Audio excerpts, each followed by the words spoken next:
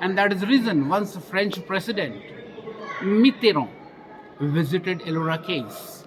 And you know, Mitterrand himself was a great artist, he was painter. He had been to Taj Mahal and then came here. When he came here, he gave a beautiful comment. And you know what he said? He said, if Taj is jewel, this Kailasa Temple is jeweler's shop. There are many, many jewels. This is 10 times better than Taj. I hope you agree with that. Welcome to Ellora Caves. See, as a matter of fact, it is misnomer to call these caves. A cave means natural cavity where wild animals live. By the definition, these are not caves at all. Hindus constructed temples, but Buddhists didn't want to repeat the same thing which Hindus have already done. And second reason was durability. If Buddhists had temples, temples could have followed for 100 years, 200 years, 1,000 years. But Buddhists, they wanted to make something permanent, more durable, more long-lasting. So instead of constructing temples, they prefer to excavate these caves. So it is better to call these rock-cut temples rather than calling caves. And these are no way inferior to our Hindu temples. So all over India we have such type of 1,200 rock-cut temples. Out of this 1,200, 900 are Buddhist, 200 Jain, and merely 100 Hindu. Though Hinduism is older than Buddhism, but Buddhists were first to start this type of cave excavation. That's the reason you find more and more Buddhist caves. Ellora Caves dates back between 7th century AD to 11th century AD. If you had been to Ajanta, Ajanta dates back between 200 BC to 700 AD. That means where Ajanta ends, Ellora begins. So Ellora Caves are nothing but continuation of Ajanta Caves. Caves at Ajanta, they are dedicated to only one religion, that is Buddhism. But in Ellora, we have Buddhist, Hindu, as well as Jain caves. Cave number 1 to 12 Buddhist, 13 to 29 Hindu, and 30 to 34 Jain caves. Here we have total 34 caves. Speciality of Ellora is that in Ellora, Buddhist, Hindu, and Jain artists worked here simultaneously. And that's why you'll find some Hindu influence or Buddhist cave, Buddhist influence or Hindu or Jain caves, or vice versa as case may be. On that basis, you could say rulers at the time really had very good sense of tolerance. They permitted people of another religion to work here simultaneously, which is very rare but very important. Ellora is only place in world you'll find 3 religions living peacefully together for ages. Another place is Jerusalem, where you have Judaism, Christianity, and Islam. But from last 2,000 years, no peace there. So specialty of Ellora is tolerance. Like Ajanta, originally each and every cave here was plastered and painted. Ajanta caves were discovered by a group of unknown British soldiers in 1819. That was not the case with Ellora. These caves were always known. So when there was a heavy rain, big storm, something like that, villagers occupied these caves. They used these caves for eating, cooking, sleeping, everything inside cave. They damaged everything. Otherwise, like Ajanta, each and every cave here was plastered and painted. Up on top, you could see some remnants of plaster and painting. Yes. That is not original. That was done by Ahilyabai Holkar, Queen of Indore, Yeah, in Ahilyabai 17th Holkar. century. As a matter of fact, nobody knows the original name of these caves. These caves are known as Ellora because 2 kilometers from here, we have a small village known as Verul. Its original name was Varul, which is Marathi word, means snake holes. At that time, it was a thick forest with wild animals and many snake holes there. And that was known as Varul. From Varul, they made it Verul. And Britishers pronounced Verul as Elur. And from Elur, they made it Ellora. Nobody knows the original name of these caves, nowhere it is recorded. In olden days, we had a national caravan route from today's Patna to today's Paitan, a town 50 kilometers from Aurangabad. At that time, cities were known as Patliputra and Pratishthan. Pratishthan was capital of Satvana rulers, and this constituted a caravan route, which was branch of Silk Route. The villagers, traders, farmers and foreigners, they used to visit the site and they donated for excavation of these caves. Only 2 caves, cave number 10 at Ajanta, this cave number 16, was financed by kings, by rulers. Otherwise, money came from common people, which is very, very important. Now we are in cave number 16. This cave is a Hindu cave dedicated to Lord Shiva. And you know, Hindu religion is divided in 2 major sects, Shaivites and Vaishnavites. Believers of Lord Shiva are known as Shaivites, believers of Lord Vishnu, Vaishnavites. This cave belongs to Shaivite sect. Its name is Kailasha or Kailash Temple, because in range of Himalayan mountain, we got a mountain known as Kailasha. And Hindus believe that Kailasha mountain is house or abode of Lord Shiva. Lord Shiva lives in there, and that's why they named this cave as Kailash. This cave dates back between 758 to 958 AD. And cave was financed by one of Rashtrakuta dynasty king, Krishna II. Actually, his great-grandfather, Danti Durga, started this work. But this particular cave took 200 years. He couldn't complete it. His great-grandson, Krishna I, completed it. Special of this cave is that once upon a time, this was one big mountain with a chisel out with 2 instruments only, chisel and hammer. No dynamite at all.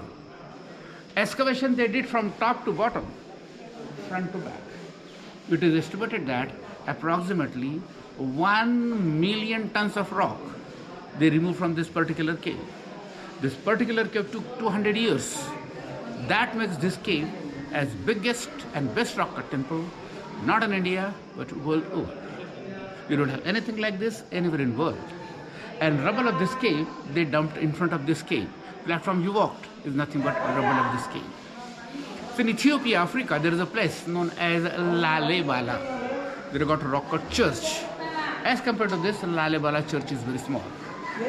Second place is in Jordan, known as Petra. Yeah, Petra. And Petra stone is sandstone, which is very soft. The stone is volcanic basalt. Third place is in Cambodia, known as Angkor Wat Vishnu Temple, which is again bigger in size, but that is constructed. Another place is in Indonesia, Borobudur Buddhist Temple, which is again bigger in size, that is constructed using stone blocks. Here, not a single inch is added. Everything is cut out monolith. Anything which could come close to this, we have only in Egypt. And name of place is Abu Simbel in Valley of Nile. Otherwise, you don't have anything like this anywhere in the world. And that's why Ellora is selected by UNESCO as a World Heritage Monument. Now this is a World Heritage Monument. If you go on Google and search for 100 places you must see before you die, Kailasha is included. Please come with me. Here is Lord Ganesha. As you are well aware, in Hindu religion, before entering a new temple, new construction, Hindus worship Ganesha. Yes. New business. Ganesha is treated as an opening deity, yes, known as Adya Devata. So before entering number 16, here we have Ganesha. Ganesha symbolizes knowledge. And in Maharashtra, Ganesha was made popular by Lokmanya Tilak, yes, during freedom struggle. He started Ganesha festival. But special to this Ganesha, there is no rat. Oh, yeah. Because in 8th and 9th century AD, Ganesha was treated as a Gana Nayaka.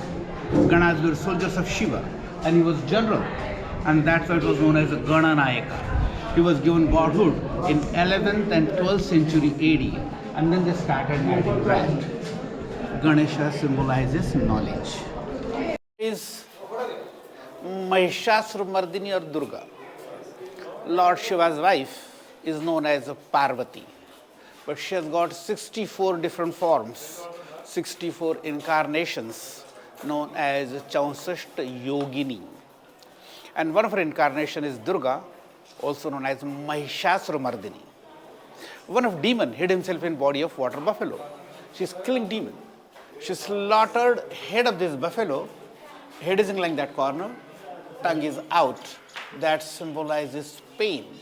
and see that demon is coming out through neck of that buffalo. That demon is attacking Durga. Durga's vehicle, lion, is attacking demon. Another demon is attacking with his sword. In the meantime, these two demons scared and they're running away. Durga's face is damaged, but see gesture of her hands and legs. One of her leg is on neck of demon, another is on back of demon, thereby jamming movement of demon, and simultaneously she is piercing her trident with full force straightway in heart of demon. See, her action, movement, and force is beautifully carved. Durga represents power, Shakti. That way in Hindu religion, all goddesses are very powerful. Durga, Gajalakshmi, Saraswati, and that's what is said. When your wife is normal, she is Parvati. If she gets angry, she is Durga. So beware.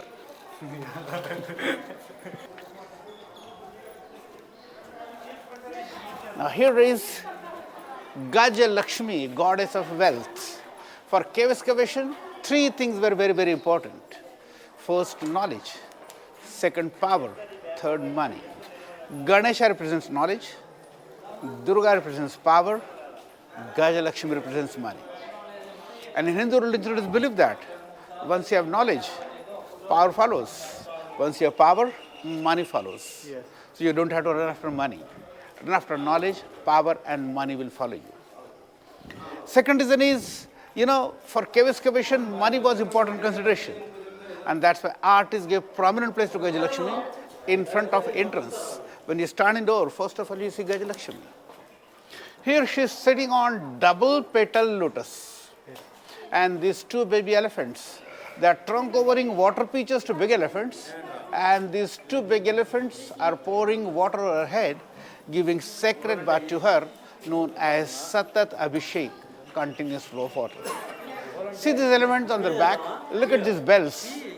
These bells are shown turned to one side. Your artist has symbolically represented action, movement, as if elephants are moving, and that's why bells are swinging. See that effect in stone, how difficult it is. This is lotus flower, and this is lotus pond. And as baby elephants are trunk covering water pitchers from pond, due to that some waves are created. And due to that waves, some leaves are closed, while some are open. Yes, yes. Aquatic birds, water birds, beautifully carved. That bird is eating lotus petals. That bird is eating fish. That bird is eating lotus bud. Lotus buds beautifully carved. And see on these leaves, see these white dots. These white dots are nothing but dewdrops, which is symbolic indication of time. It is sunrise. Because you have dewdrops only at time of sunrise. And when you want to fill water jar with water, jar has to be tilted a little bit. See that baby elephant is holding jar in his trunk, and with one of his leg is putting pressure on jar to get it tilted.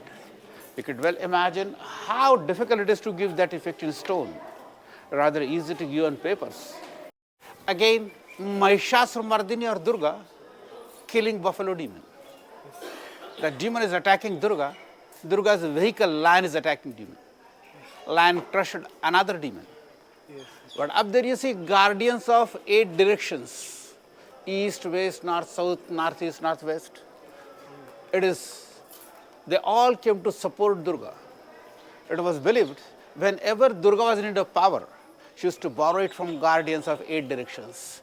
And that's why she is shown with 8 arms, also known as Ashtabhuja, symbolizes power of 8 arms. In Bengal, she is a Dashabhuja.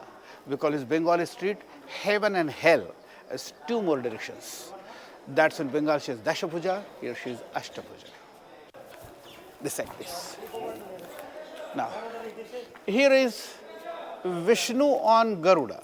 Yes. Here Garuda is shown in human form, man with wings. And Indonesian Airlines is also known as Garuda. Yes. Logo of Indonesian Airlines is Garuda. They took it from here. Now see this beautiful panel, but nowadays this panel is very controversial. Madan and Rati, or Kamadev and Rati, Hindu god and goddess of love, like Cupid. They are shown with a sugar cane to symbolize sweetness of married life. But now people say married life is sweet only as long as another woman doesn't come in between. If another one comes in between, sugar cane will turn into cactus. Oh, interesting. See that beautiful panel? Yes. Near Allahabad city, we have a point where three main rivers of India join at a point known as Triveni Sangam. In center, we have river Ganga or Ganges. Okay. Right is Jamna, left is Saraswati. In Hindu religion, Ganga or Ganges symbolizes purity. Jamna symbolizes devotion, and Saraswati symbolizes knowledge and wisdom. So before starting such a huge work, artists of this cave need of purity, devotion and wisdom. That's why they represented here three mother river goddesses symbolically. Second reason is, before entering a Hindu temple, bathing is must. These three mother river goddesses are also giving symbolic bath to those who didn't have baths. See, in center, Ganges is standing straight on crocodile. Jamna is having two curves, 1 and 2, known as a Dvibhangima pose.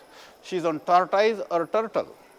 While Saraswati is having three curves, 1, 2, 3, alphabet letter S type body, known as Tribhangima pose, which is very difficult to carve. She is standing on lotus flower. ये पूरा temple एक chariot की shape में बनाया गया है, और जो आप ध्यान से देख सकते हो पूरा चैरियट के शेप में है, जिस तरह का रथ होता है। और ये जो सेंटर में स्टैंड है, ये आपकी ध्वजा जहाँ होती है उसको दिखाता है, और जो हाथी है ये यानी कि ये जो रथ को खींच रहे हैं, तो उसका प्रतिबिंब बनाया गया है। और हमारे 20 रुपये के नोट में भी इसी मंदिर का डिजाइन है। महाभारत और कृष्णा का जन्म नॉर्थ में हुआ था, तो नॉर्थ साइड में इस पूरे कॉलम में भगवान कृष्णा और महाभारत की पूरी स्टोरी दिखाई गई है। Another flying figure, imagine how difficult it is to carve at that level. This is best panel of Ellora, masterpiece of Ellora.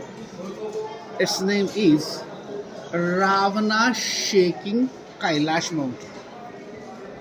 Once Ravana had victory Kubera, god of wealth, and he was very proud of it. Once he was crossing Kailash mountain, Ravana's pilot told him that we cannot cross Kailasha. Lord Shiva leaves him. But Ravana was very egoistic. He wanted to remove mountain and cross over. This is the back pose of Ravana. Note down pressure on his back muscles, thigh muscles, arms. Look at his face, he's grinding his teeth. And the moment he started shaking mountain, that created something like earthquake on Himalaya. See these two small monkeys, they're scared and running for shelter. Up there, group of musicians are also running. Man in center is a drummer. He's so confused that he took drum on his head and is running. See in right hand corner, Parvati is the lady attendant. All of a sudden she started running, and due to sudden shock, her hair knot loosened. Even Parvati is scared, and she is trying to hide herself behind Lord Shiva. It is believed that whenever wife gets scared, she tries to hide behind husband.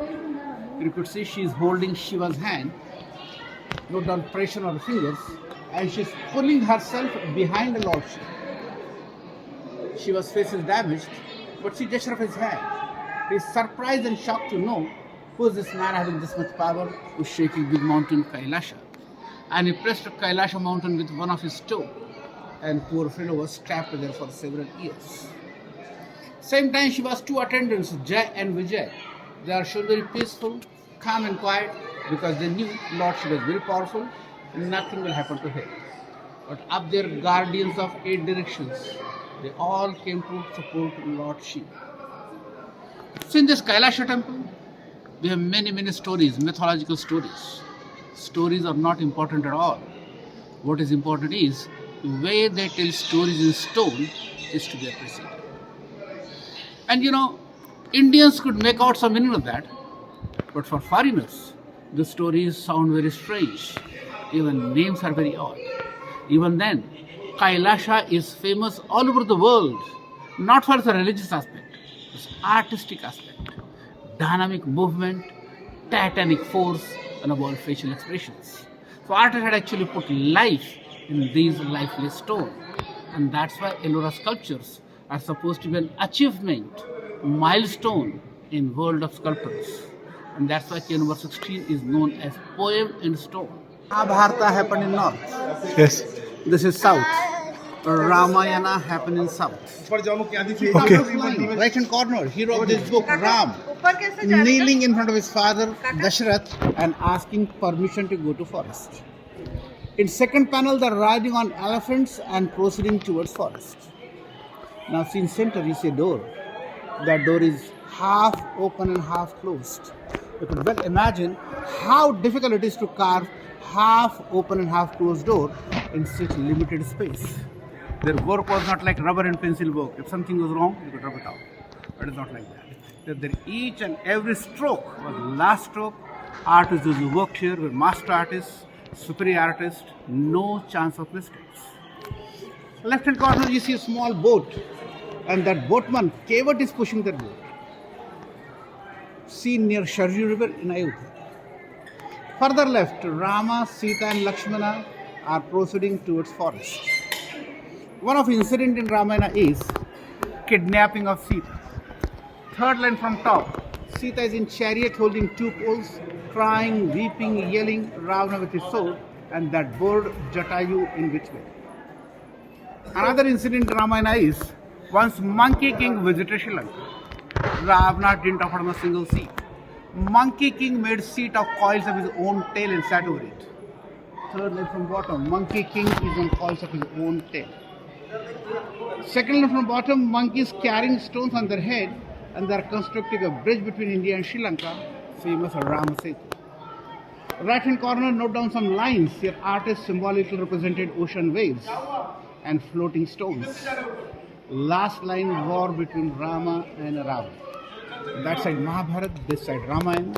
Only with two instruments, chisel and hammer.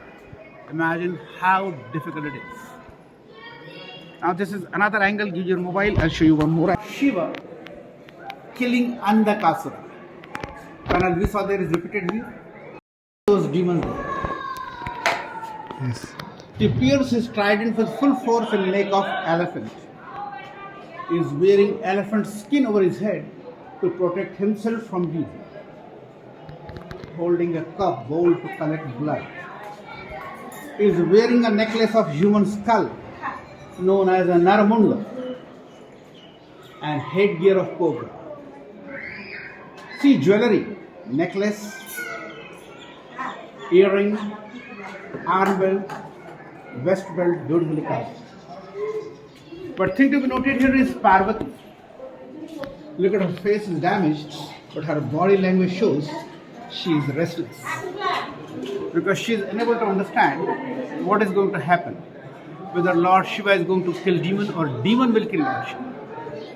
She is sitting on a double petal lotus, resting her hand on that platform, turn her leg inwards, resting her soul on the hand. Her body language shows that she is restless.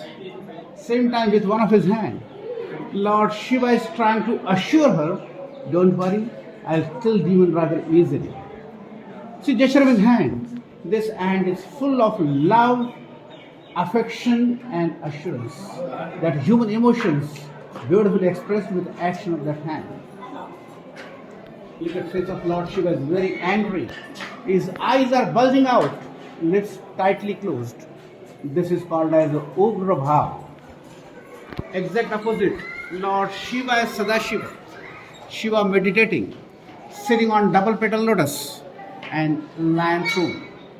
And all their Ashtadikpalas with their folded hands, they all came to support Lord Shiva. So special of this panel, opposite human emotions. Very angry, very peaceful. Ugra Bhav, Shanti. Yes. In Sanctum Sanctorum, there is a big Shivalingam.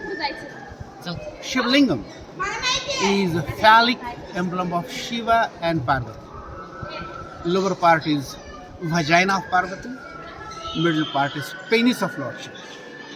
Together, it represents life, creation. And in Hindu religion, creation of life is something very sacred, something very pure. And that's why above Shivlingam, upon ceiling, we have lotus flower, symbol of purity. As in Christianity, it is believed that children are a gift of God. Same way in Hindu religion, it is believed that creation of life is something very sacred, something very pure. And that's why lotus flower, symbol of purity. But that Shivlingam is damaged.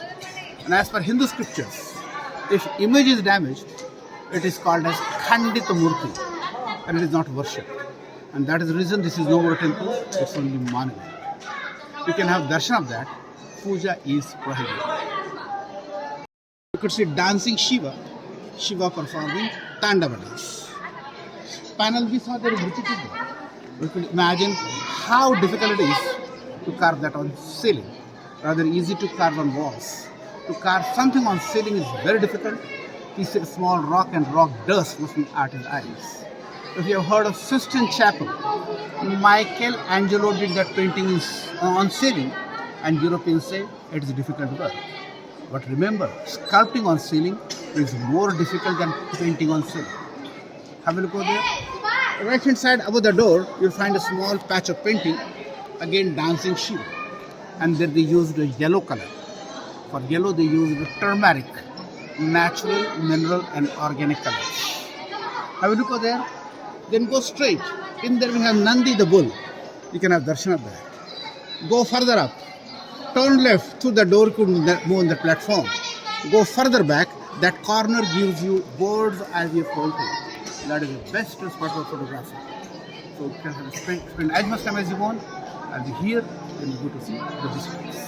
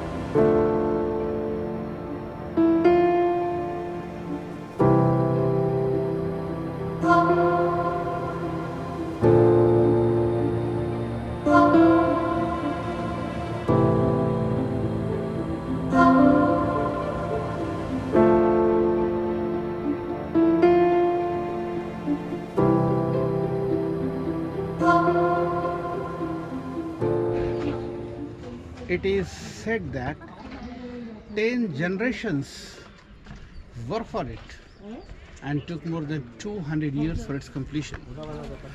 Master visualizer, he made a claim on it. Coming 10 generations followed that.